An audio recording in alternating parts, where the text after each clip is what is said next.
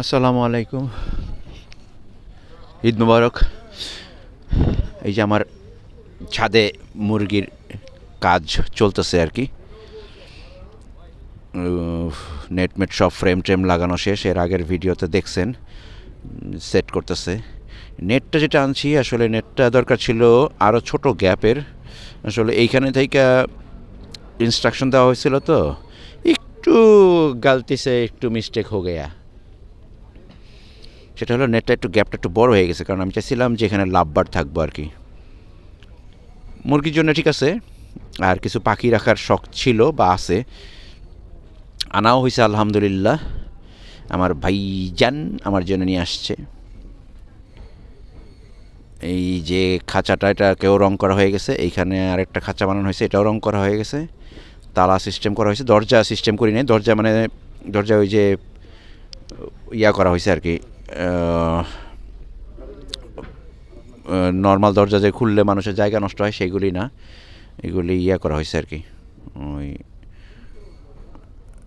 ট্রেনের মতন ঠেললা দেওয়া যায়, এরকম কলাপসিবল গেটের মতন করে দেওয়া হয়েছে।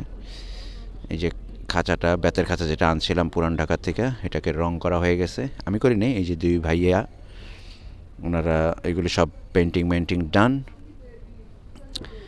খাঁচার মধ্যে মুরগিও ছাড়া হয়ে গেছে। এর আগের ভিডিও দেখছিলেন খাঁচায় ছিল, এখন তারা উন্মুক্ত, একদম ওপেন,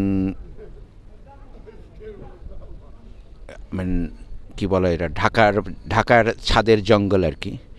এখন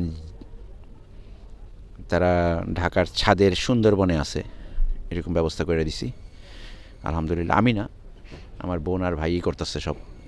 আমার বাইকনাটাও একটু হেল্প করতেছে। আর বাইরে শুধু পাখির কথা বলছি, সঙ্গে সঙ্গে নিয়ে আসছে পাখির খাঁচা সহ। আমি বলছিলাম 2 জোড়া নিয়ে আসতে আমার পছন্দের মতন, উনি নিয়ে আসতে এমন দাম দিয়ে আনছে, চিন্তারও বাইরে। যাক, কিছু করার নাই, আমি তো খুশি। এখন কাজ বাকি রয়েছে আরও কিছু, ওই যে ফলস ছাদ দিমো আর কি। ছাদের উপরে, যেন ছাদে যেন মুরগির ময়লায় পানিতে টানিতে যেন ড্যাম না হয়ে যায়, আমার যেন কথা শুনতে না হয়, এই জন্য ফলস ছাদের কথা বলছি, ওইটাও হয়ে যাবে।